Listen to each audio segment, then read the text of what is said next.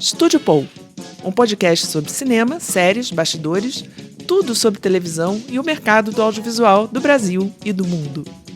Eu sou Ana Seixas, jornalista, produtora de audiovisual e executiva do mercado de entretenimento. E eu sou Ana Cláudia Paixão, crítica de cinema, colunista da revista Cláudia e do Correio do Estado e também executiva do mercado de entretenimento. Eu sou Milton Abirached, sou jornalista, diretor de TV, crítico de cinema, escritor, essa área aí.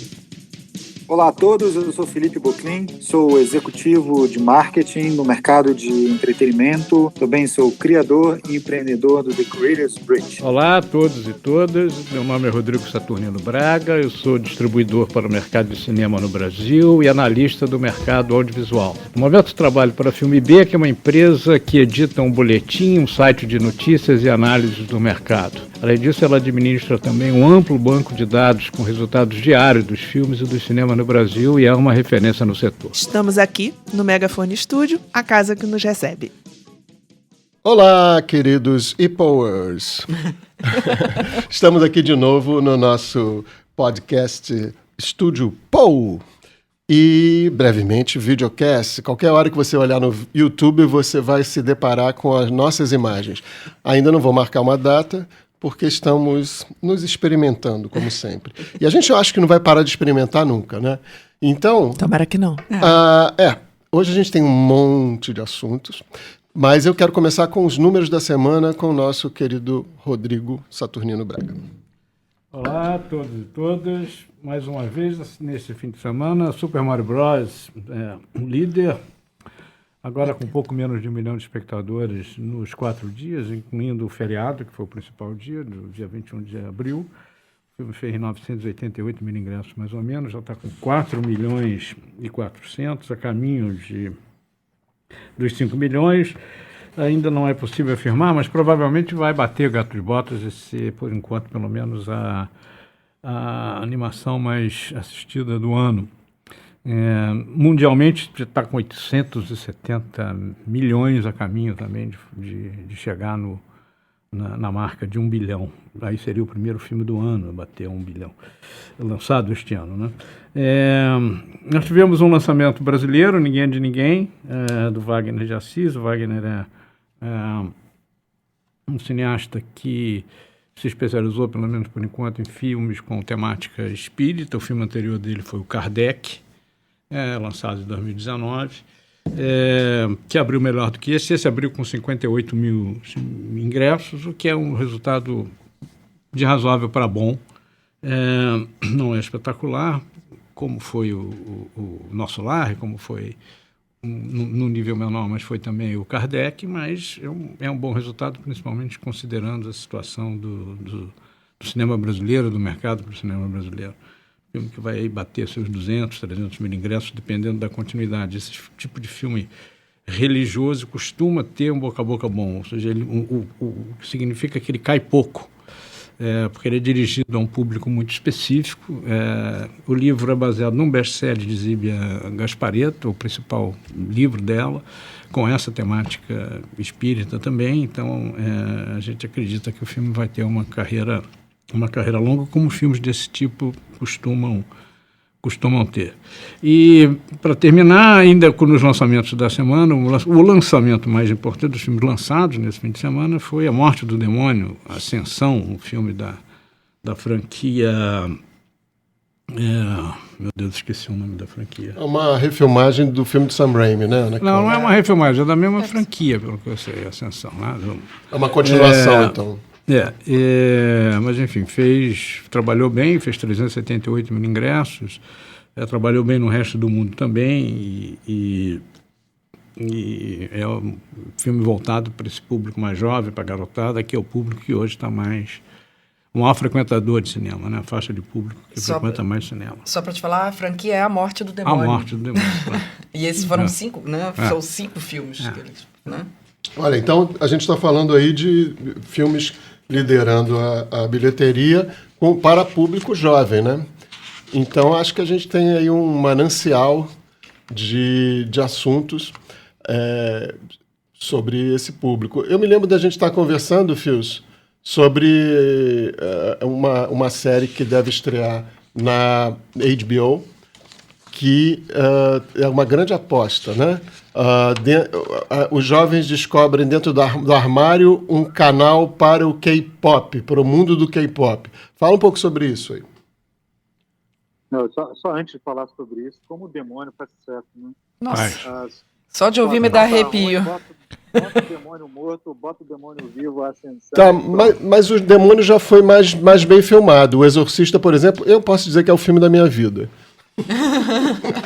Eu adoro o Exorcista também. Adoro. Eu vi recentemente o Exorcista do Papa com o Russell Crowe. Que deve ser muito ruim, né? Não, é divertido. O demônio sempre faz sucesso.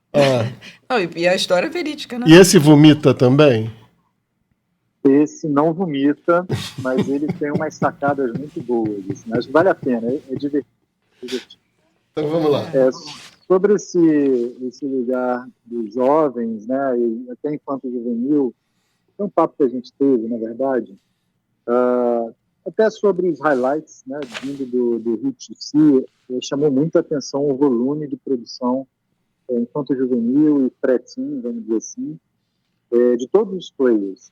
Né, um lugar que era ali circunscrito aos canais de gênero, como Globo e entre outros, agora aparece nas plataformas de streaming de uma forma volumosa. E para mim aqui chamou mais atenção foi o além do guarda-roupa da HBO Max, e é uma história que traz o K-pop coreano, sul-coreano, como parte da narrativa, né? Ou seja, pulando engajamento de consumo de música, de novelas coreanas, tudo aquilo que a gente entende como K-pop, dentro de um universo brasileiro, dentro do público que a produção é direcionada. Então, chamou muita atenção esse volume e também esse primeiro movimento intencional de realização do Act Local e Think Global. Isso é uma produção transnacional? Ela continua sendo uma produção nacional pensada para viajar. Pensada para como esse público em outros grandes territórios e outros mercados que também consomem K-pop se relacionam com os mesmos temas, ou seja, em tese, ela vai viajar com esse público em outros mercados. O que a gente chama de addressability e affinity, ou seja, você tem afinidade com o tema, com o público e mercados grandes que se relacionam com este tema. Só uma curiosidade aqui, para fazer um parênteses, assim, existe algum movimento da Coreia em relação ao Brasil, como a gente está indo para eles, assim? Não que esteja assim aparente, né? Inclusive, eu acho que é muito mais a nossa intenção de colar num grande transatlântico que é o poder das novelas e do K-pop no mundo do que o universo. Né? E isso é extremamente pensado e extremamente bem feito. Né? O mesmo que poderia acontecer com a Turquia, né? que tem uma participação, que a gente já falou aqui, muito relevante no mercado internacional, onde o Brasil poderia e tem toda essa afinidade de cultura para fazer esse mesmo movimento. De qualquer forma, chamou a atenção desse universo musical, né? e uma produção extremamente interessante do feita. Você já viu? Não, acho que não foi lançado. Não foi lançado. Eu vi o clipe lá no Rio. Não, podia ter visto um trailer, alguma coisa. Não, eles mostraram um trailer no Rio TC, foi realmente bem empolgante. A produção promete, assim, ter uma qualidade, né? Foi bem interessante. E curioso, para mim, pelo menos, foi curioso, porque Tem uma sobrinha aí de 13 que consome esse conteúdo e a gente olha assim, é muito bizarro, mas aí ao mesmo tempo eu lembro do que eu consumia quando eu tinha a idade dela. Você entrava no armário do mesmo jeito, né? Eu era tão... Só pra você imaginar uma péssima comparação, mas eu traumatizei tanto meu pai com o rock indie inglês, especialmente o The Cure, que tem uma nota que seja, ele já sabe que é The Cure. Assim, você imagina. Coitado do seu pai. Ele nunca erra. Então, assim, quando eu estranho, eu lembro sempre Uma pessoa que faz uma paella tão boa. Maravilhosa, né? Então, assim, a gente tem... já que a gente está falando de público jovem, a gente deu uma assistida nos conteúdos da Disney mesmo, para jovens. Um deles Tá Tudo Certo, e o outro é Mila no Multiverso. Eu queria começar falando assim, são produtos bem diferentes. Acho que em termos de... Vou falar... digamos aqui eu estou falando de uma forma neutra, como crítico, sem nenhum envolvimento, porque para o meu gosto pessoal eu não assistiria a nenhum dos dois. Mas isso não tem importância nenhuma. Então eu estou falando mesmo...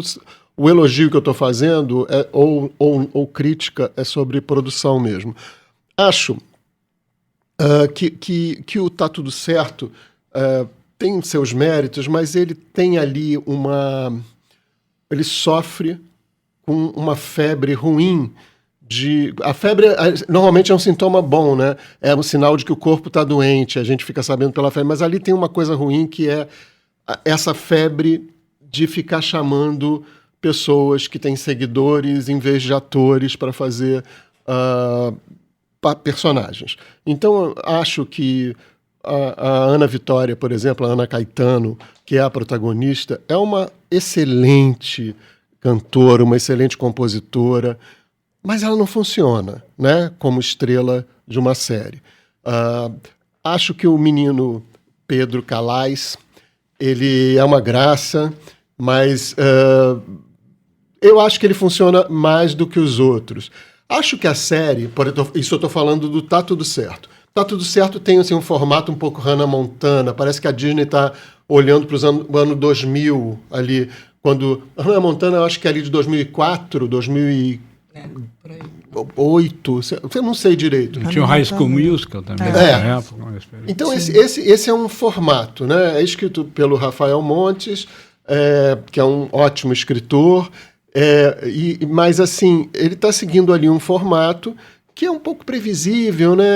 É aquela escola, e as pessoas querendo brilhar, ser estrelas e compor e não sei o quê. Mas os atores pesam ali, porque eles não são atores. Então tem o Vitão, aí tem tudo. Tem uma hora que parece o filme da Xuxa, como disse a Ana Paula aqui, que aí eu estava esperando aparecer um vilão com a cara do Pedro de Lara, de repente, sabe?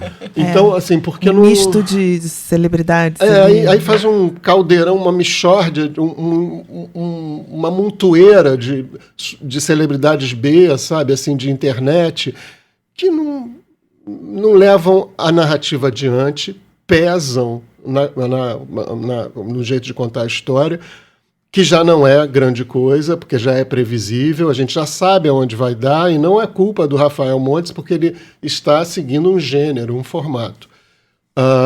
Acho que a direção não facilita, também acho que não tem tanto dinheiro como Mila no Multiverso, que aí já é um outro papo. Ali sim, chamaram atores, eles funcionam, a direção deixa tudo fazer sentido, e mais do que tudo, é a primeira série de ficção científica para jovens, pelo menos no Brasil, e não tenho nada a dizer, a criticar sobre a pós-produção. Os efeitos são ótimos dentro desse âmbito jovem. Você vê ali, tem uma direção de arte, tem uma pesquisa, tem uma inventividade, mas, claro, você não vai comparar com Star Wars, né?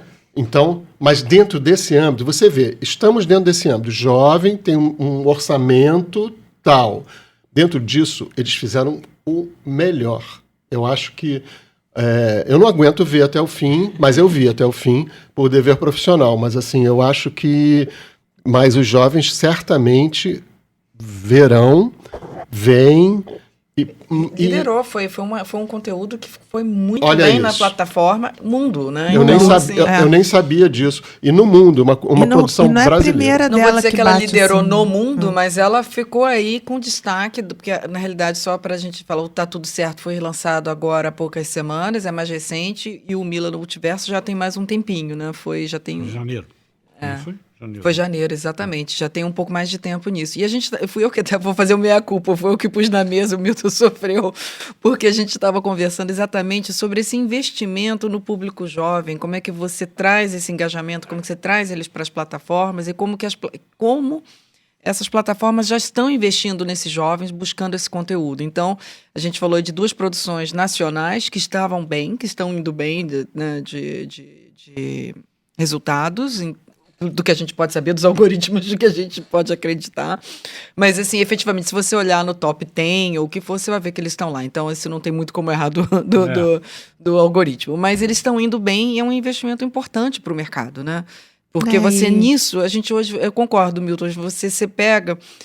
Tá Tudo Certo, eu vou confessar, porque eu já tinha feito a entrevista com a Júlia Mestre para a revista, então já estava ali empolgada com ela, fiquei contaminada, não tive um distanciamento que eu poderia ter tido ali para assistir. Fui com muito carinho, muito aberta para ver ali, mas um fato que parece um pouco improvisado. Essa série do Tá Tudo Certo ela é criada pelo Felipe Simas, pelo empresário da Ana Vitória, empresário dessa homônimo do ator. Homônimo do Felipe ator. Simas. Ele criou, escreveu e dirigiu, né? Então faz sentido também a gente ter ali Olha, alguns talentos dele. Parece uma grande ação de amigos mesmo, e assim, Parece, isso passa isso. Parece, e eu acho, e passa isso, e eu acho que isso não faz diferença para o público que ela se destina. Eu acho que deve ser divertido porque o menino é bonito.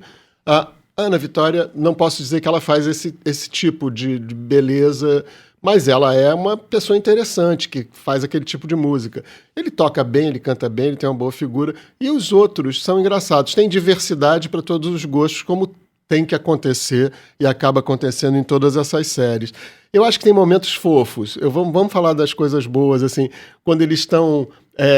ele está com dor de cotovelo e fica os 2 amigos na cama com ele, assim, cobertos, assim, vendo televisão, sabe? Aquilo ali é aconchegante. Da mesma forma que ela está lá com dor de cotovelo na cama com as amigas, consolando na cama.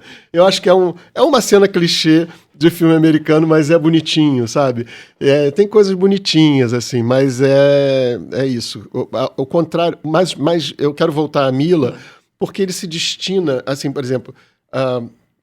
eu acho que já que a gente tem que investir em conteúdo para jovem, a gente devia avançar um pouco, né? Mila avança muito. Bastante. Mila avança muito. Mila vai para um lugar que a gente nunca tinha ido no Brasil, né? Mas eu tenho que dizer que eu já tô meio de saco cheio de multiverso, sabe? Eu não sei para onde que vai esse gênero multiverso. Eu acho que vai continuar bombando, porque para gente, para pessoas de outra geração, claro que não é para mim esse filme nem essa série, mas a gente tem uma vida, né? Os jovens da geração Z, por exemplo, eles estão querendo ter várias, né? Eles enjoam de uma, eles vão para outra, eles fazem uma faculdade, depois fazem outra, vão fazer... A vida não vai ser aquela coisa que a gente tinha de entrar numa empresa, ficar trabalhando na Globo a vida toda. Tudo isso acabou, né? E para eles, então, faz sentido, né? Você ter várias vidas em vários lugares do planeta. Agora, eu queria voltar... Eu queria só te provocar. Quantos multiversos você tolera? Dois tá tenho... bom. Pra mim, eu vou até 3, tá assim, três até ok. ok. No máximo, 3 já me deixa meio... Não, eu iria até 5, de boa. Fios. Especialista em multimídia. Olha que multimídia. Eu sou multimídia, eu ia até 5. Eu acho que 2 no máximo. Também, 2 tá bom. Eu queria voltar para o Rodrigo, porque como o Rodrigo foi CEO da Disney, Sony aqui no Brasil, eu queria saber assim, que estratégia é essa? É a mesma lá dos anos 2000?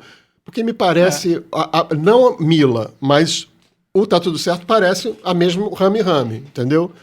O que você acha? Acho que é a mesma estratégia, da Disney há muito tempo, né, de procurar produtos para essa faixa de público, produtos familiares e produtos para essa faixa de público. High School Musical, Hannah Montana.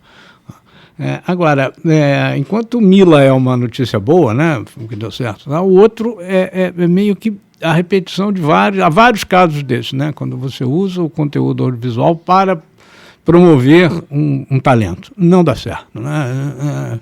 Me veio na hora, escutando você falar, o caso de Sandy Júnior, que talvez seja um caso mais, né? Que era um roteiro escondido. Você não podia ver o roteiro. Não, o roteiro é segredo. Eu falei, não, como assim? Você quer que eu entre num filme que o roteiro é segredo? E depois a gente descobriu que o grande segredo do filme era que eles eram irmãos, os personagens. Aquários. Aquária. E o filme não... Porque o fã rejeita. Isso é muito engraçado. Não, mas eles têm milhares, né? Hoje são seguidores, né? Antes da internet eram fãs. Os fãs são milhares. O fã-clube tem não sei quantos mil seguidores. Não, você precisa ver, eles choram, eles gritam. Mas eles não compram ingresso. E isso é engraçado, porque isso acontecia no Brasil, isso acontecia nos Estados Unidos, eu vi isso acontecer na Europa. Quando eles conseguem atrair atores e desempenhar um papel, né, como atores, aí eles agradam a começar pelo seu fã-clube, os seguidores, né, e depois expande isso e vira um sucesso. Mas quando não consegue, ou quando quer usar o filme como um instrumento para a sua divulgação, para a sua, né, promoção, é impressionante como não dá certo e como isso se repete, né, agora nas plataformas. E se a gente olhar para a história do cinema brasileiro, os Trapalhões faziam isso também. Cada filme de Trapalhões tinha uma montoeira de celebridades da época. O filme da Xuxa tinha um monte. Os Trapalhões têm um grande exemplo, porque eles faziam no cinema algo inteiramente diferente do que faziam no seu programa. No programa de esquete, de piadinhas curtas e tal, e no cinema eles pegavam, em geral, histórias clássicas, né? E adaptavam. Guerra dos Planetas, né? E adaptavam essas histórias, e começo, meio e fim, Cangaceiro, Saltimbancos, Trapalhões, enfim. E aí, 2 vezes por ano eles emplacavam. Houve anos que eles foram primeiro e segundo na bilheteria. Eu acho que assim, aconteceu um ponto de inflexão assim, na produção do audiovisual brasileiro. Eu vou puxar para um negócio lá dentro dessa discussão de chamar celebridade de internet. Jade Picon na novela da Glória, no começo a novela não bombou, aí a novela recuperou a audiência agora no final, assim, um pouco.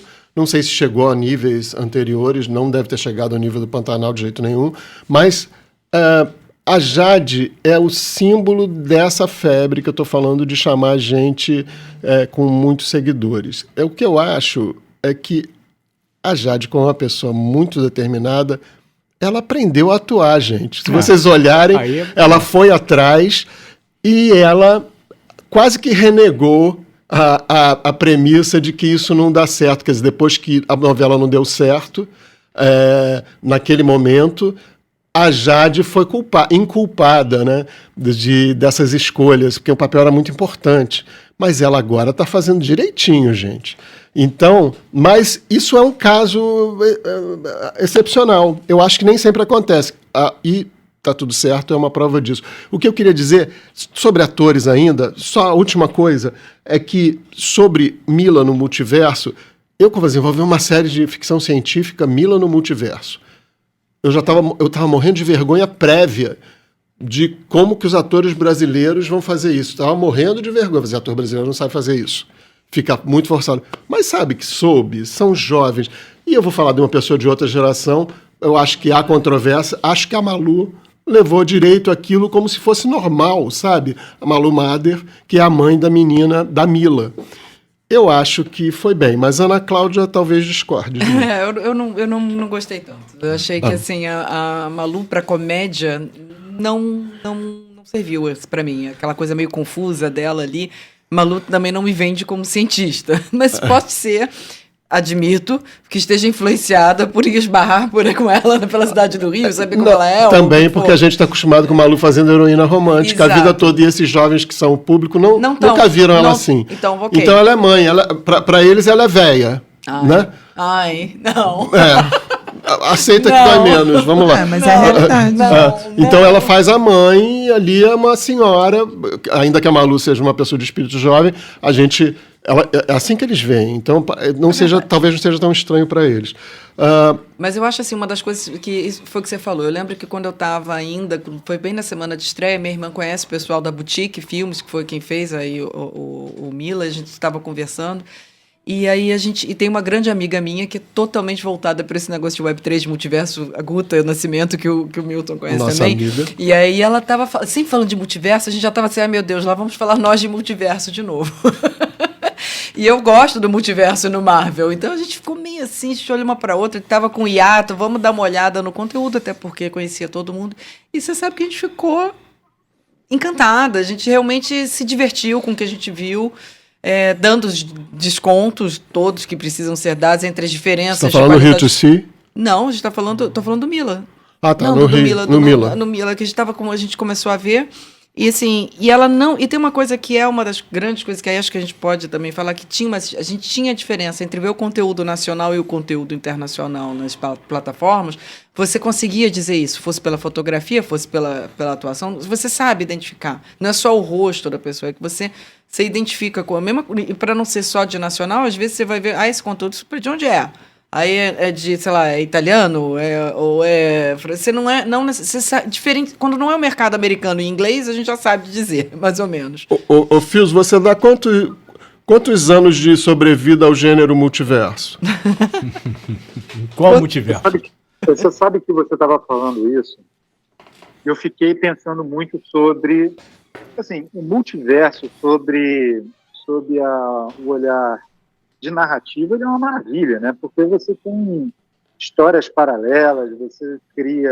Tem compromisso com nada, né? Não tem compromisso...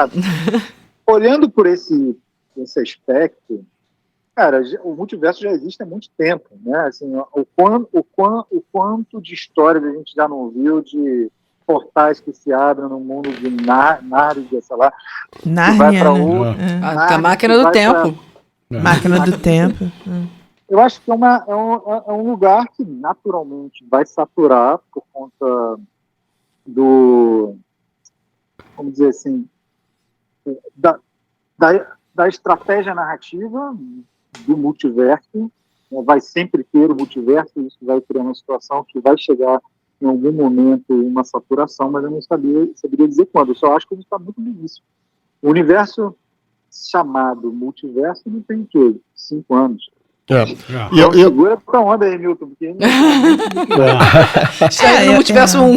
Eu acho que vai... A gente vai ter que tomar muito Rivotril. Novas linhas narrativas virão, porque a gente ainda está com essa primeira nós em várias vidas. Mas sobre essa, eu quero dizer que o Mila, de alguma forma, termina com a mesma moral da história, que o tudo é o mesmo lugar, no mesmo tempo, sei lá o quê. E que foi feito antes. É uma história de mãe assim, e a autora Mila até... veio antes, a autora estava se queixando que a Juliana, como é o nome dela? Desculpa, eu vou dar uma cola. Juliana e... A autora é Janaína. Janaína e Cássio... Janaína...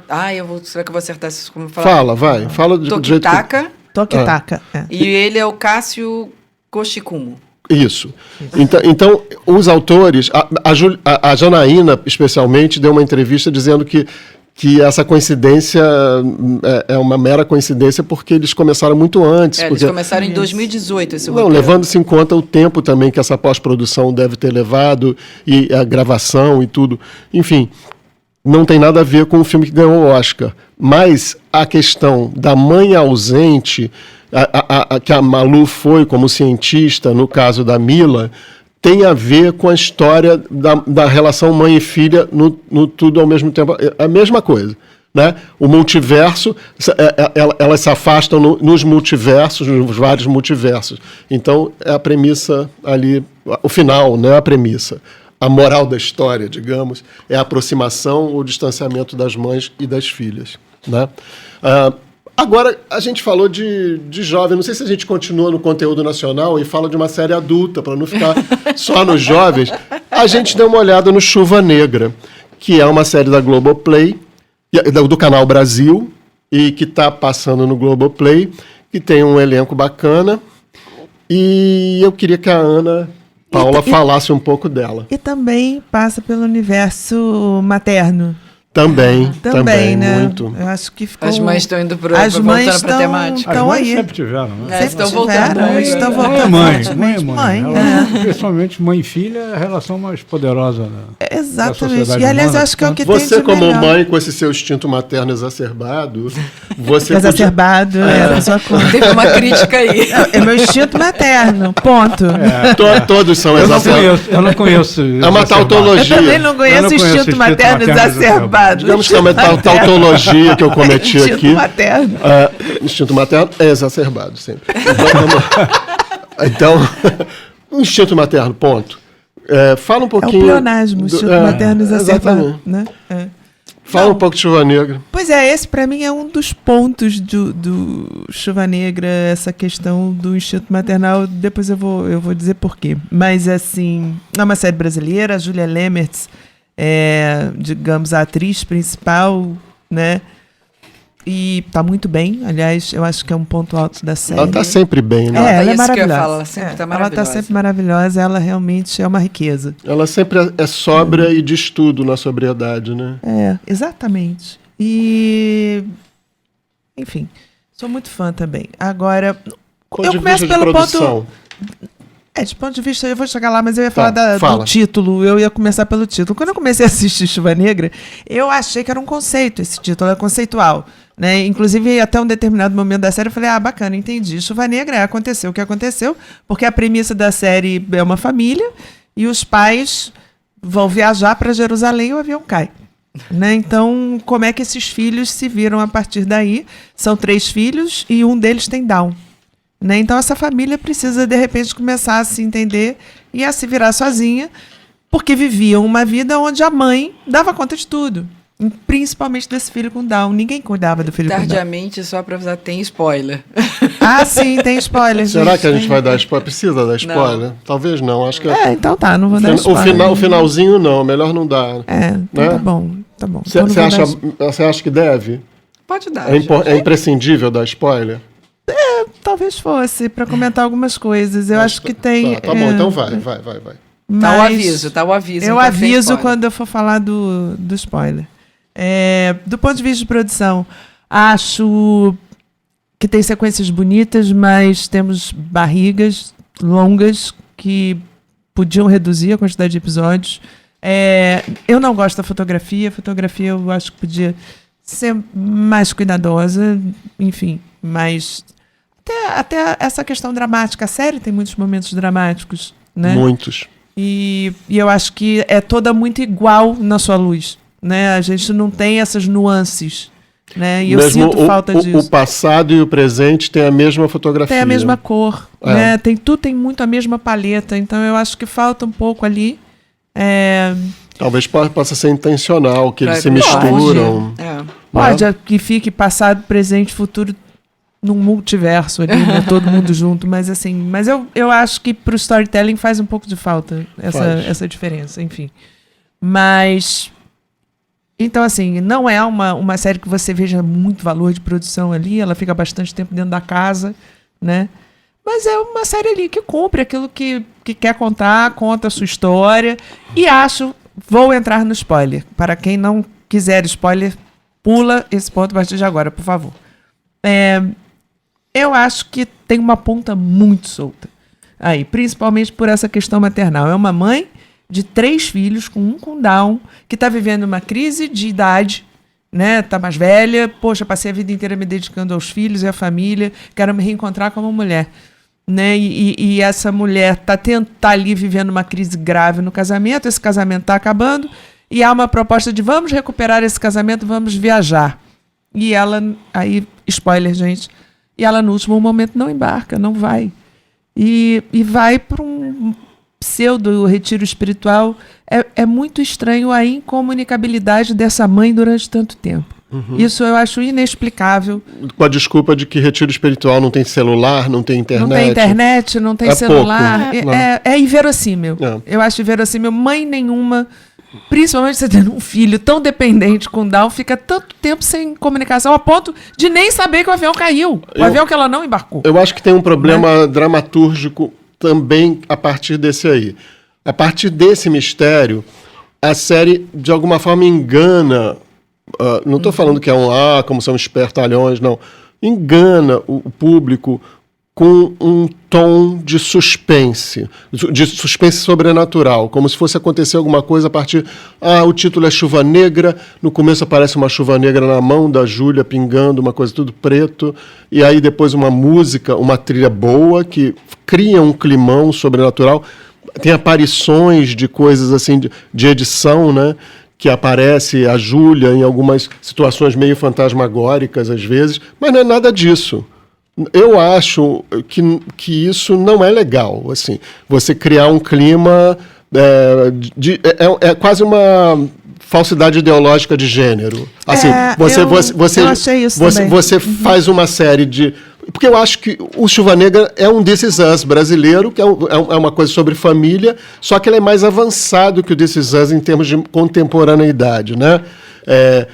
Mas ele quer misturar com um suspense sobrenatural, que não acontece. Meio manifesto, né? Eu acho assim, depois de fios, não sei se a gente, se você quer depois Não, entrar tudo aqui. certo. Eu tenho um probleminha com todos os roteiristas, e aí não é nacional, estou botando todos em geral, é quando o roteirista, de propósito, quer fazer pegadinha com a gente. Eu acho que se eles têm uma boa história que vai nos surpreender, ele vai nos surpreender. Se ele não surpreender, ele nos contou uma boa história que a gente estava esperando e se emociona da mesma forma. Eu me irrito profundamente quando eu estou indo para um lado, não é nada disso. E aí você fica, você é muito inteligente. É um truque. Eu não gosto disso. Eu me sinto essa manipulação, especialmente porque quando ela acontece, que tem histórias que lhe surpreendem. E aí você fica, me levou para um lado e era outro. Não, okay. É o velho e bom plot twist, ok, queremos. Queremos, se você não sabe criar não se preocupe. Eu também. Eu costumo dizer, por que esse personagem fez isso? Não, porque o roteirista entrou ali e falou, meu filho, vai fazer aquilo. E aí ele foi, porque ele é obediente. Você não tem nenhuma razão dramaturga para o cara fazer aquilo, mas ele vai e faz, a personagem vai e faz. Eu também tenho exatamente essa sensação. A minha tendência, se eu estou em casa, é dizer, ok, legal, porque...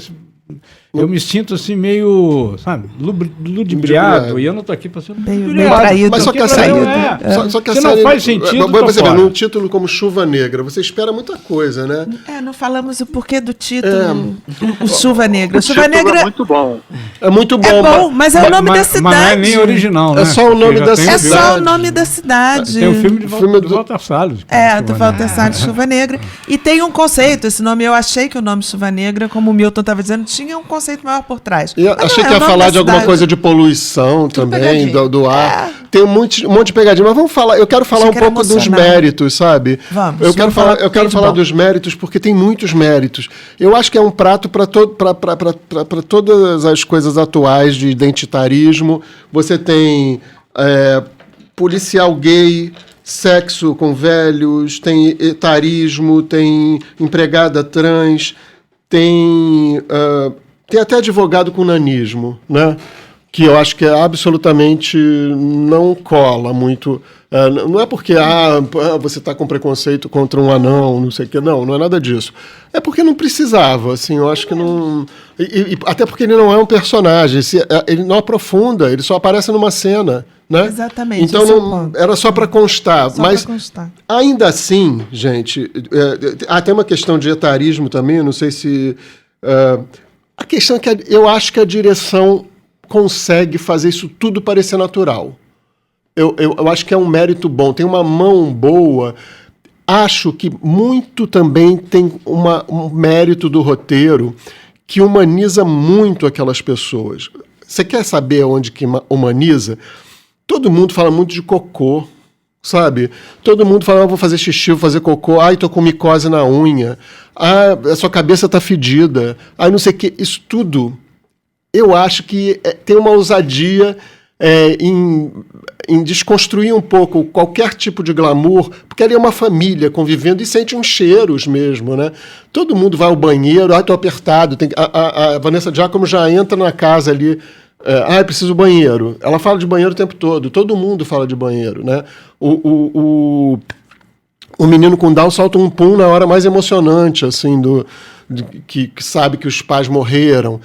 E ali se mostra a partir do pum que ele solta o irmão que é mais agressivo com ele, e aliás, humanizado, super humanizado também, porque ele xinga o menino e diz que vai bater no menino com Down, se não parar de gritar. Então acho que a gente tem que reconhecer, tem uma ousadia no roteiro de romper algumas coisas que são politicamente corretas. Falar que vai bater no menino com Down é irmão, mas aí nessa hora ele acaricia a cabeça do menino, ele não tem muita paciência. E não ter paciência com o menino com Down é muito legal de se mostrar. Então, porque é muito... É natural, é uma atitude de irmão. É atitude de irmão, muito, né? Seria comum, não seria agressivo, você ficar puto e... Porra, que saco! Tem uma frase muito legal, o menino tá batendo na porta...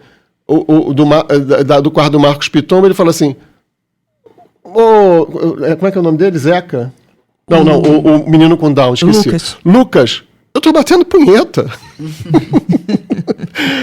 E esse personagem do Marcos Pitombo é muito desbocado, e eu acho também outra coisa muito humana e que eu acho muito ousada, quando começa a fazer uma reza na casa dele, ele fala assim, bandeira do divino meu cu, sabe?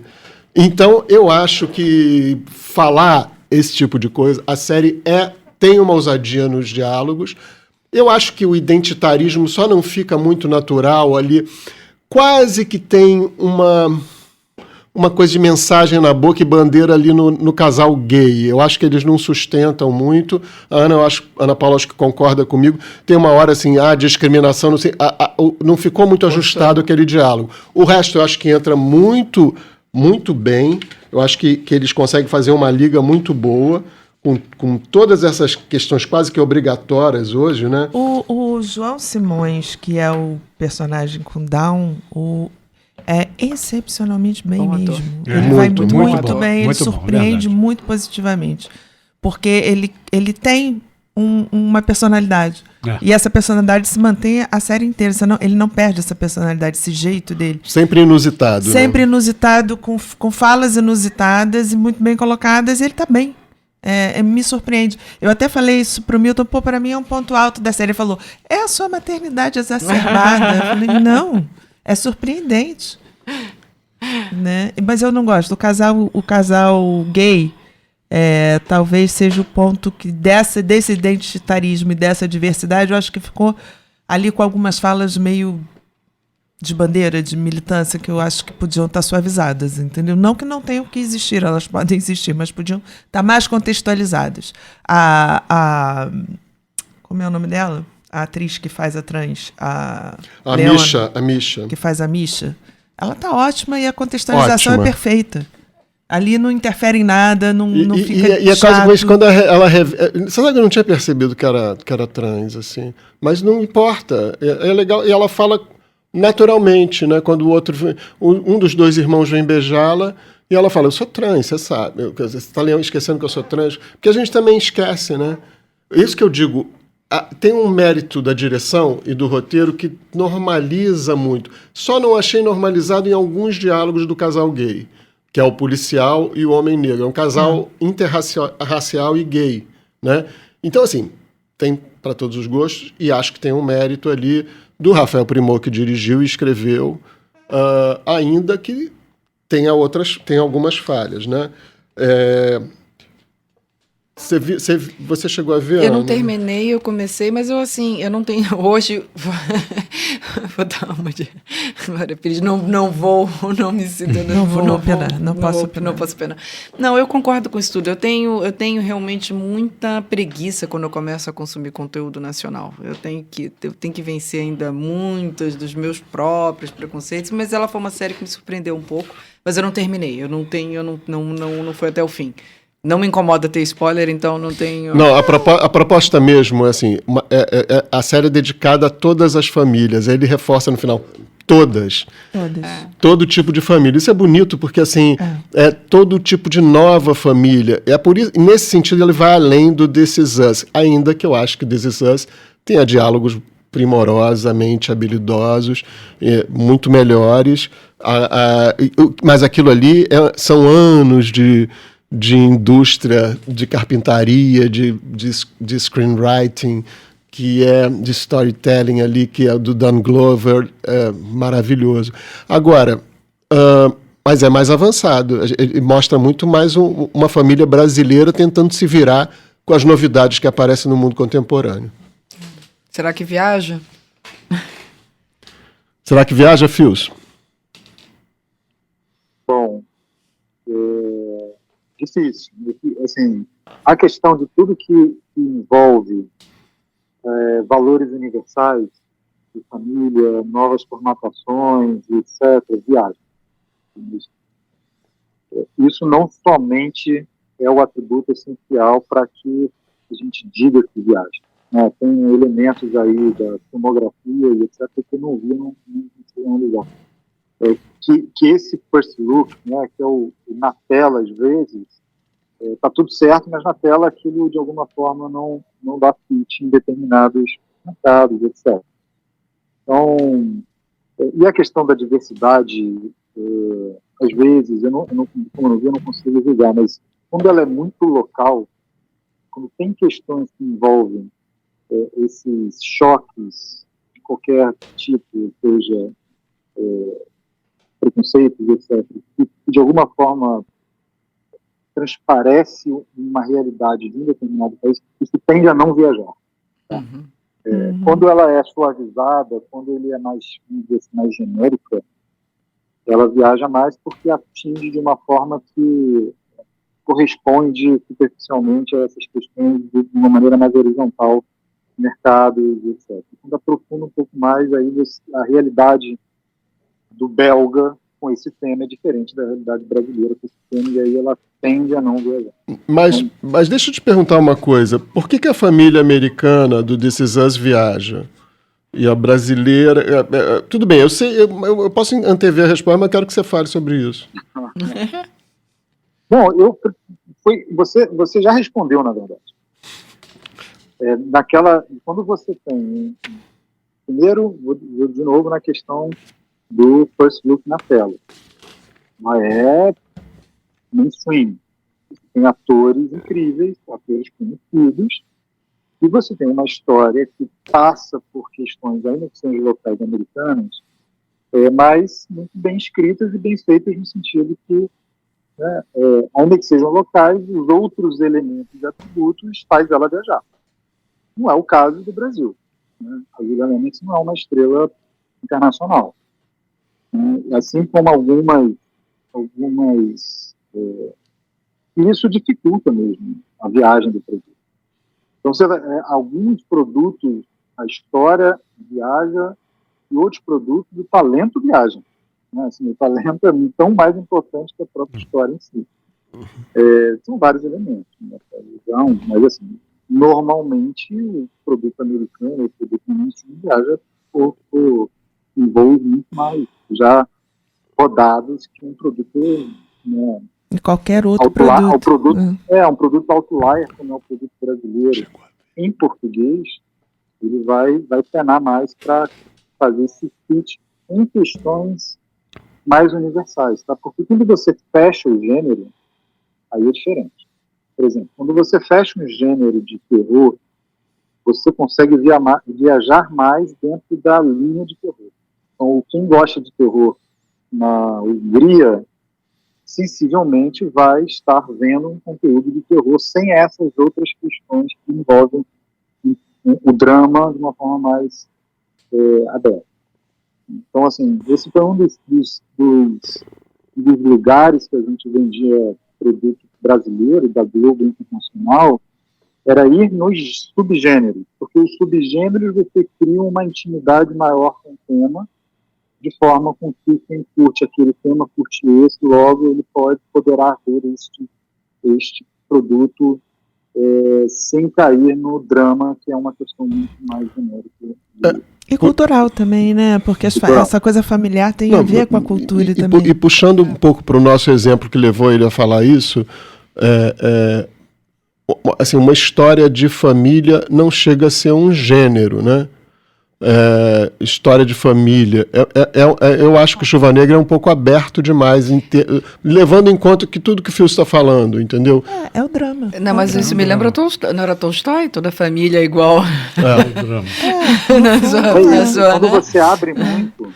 Quando você abre muito, aí você tem mais dificuldade de viajar, porque os dramas, às vezes, são muito característicos. Tem valores que são muito particulares num país ou no outro. É um drama familiar, ou seja, isso é muito aberto. Mas engraçado, eu vou botar uma questão aqui. Eu não acho nada brasileiro o Chuva Negra. Eu acho que ele está falando de mudanças do mundo, de comportamento do mundo. Aceitar ter uma empregada é uma coisa brasileira, mas na verdade é uma secretária ali. Mas é uma pessoa que trabalha, ajuda a casa, porque tem um menino tem um menino com Down e ela é trans. Mas um casal interracial gay é uma coisa mundial. Uma mulher que quer transar a 3 também, fumar maconha. É isso que tem na série. Mas isso eu falei que viaja. Então, exatamente essas questões que você está trazendo, elas são questões da contemporaneidade. Assim, elas são reflexos. Eu só acho que... Acho não, porque como eu não vi. Quando você adentra como essas questões se relacionam com o comportamento, às vezes, local, aí ela desloca um pouco. E aí, potencialmente... Eu acho, sim. Eu acho que, assim, a gente, de maneira geral, o público mundial está mais aberto ao drama americano do que ao drama local. Não, isso é claro. claro. Isso é um fato. Agora, vamos lá, o gênero, quando você fecha no gênero, como ele falou, o policial, por exemplo, o thriller, o suspense, você vê em qualquer língua, quando você é fã do gênero. A língua deixa de ser uma barreira porque você se interessa pelo mistério, né? Então, Quem matou, né? Se a gente quiser viajar, tem que botar um demônio dentro da família do Chuva Negra, né? Aí viaja. Botar o menino com Down endemoniado, né? Então, gente, eu acho... Ou exorcizando o demônio. Isso. Ia viajar, hein? O menino com Down com demônio, imagina. Ele como exorcista. Ele como exorcista. Perfeito, seria genial. Aí viaja.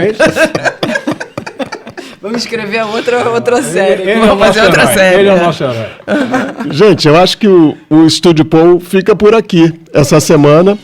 E vou repetir, aguardem, a qualquer hora a gente aparece com imagem e tudo no YouTube. A gente já está no YouTube, ainda sem imagem, mas estaremos em breve com imagem. Estamos no YouTube, no Spotify, no Google Cast, no Apple Cast.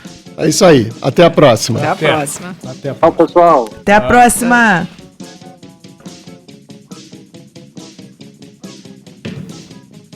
Quase falei assim, ou seja, a resolução final de hoje foi... Foi ótimo. O que ele tá rindo ali? A resolução final de hoje foi: o demônio faz sucesso. É assim que a gente vai vender o podcast. O demônio faz sucesso.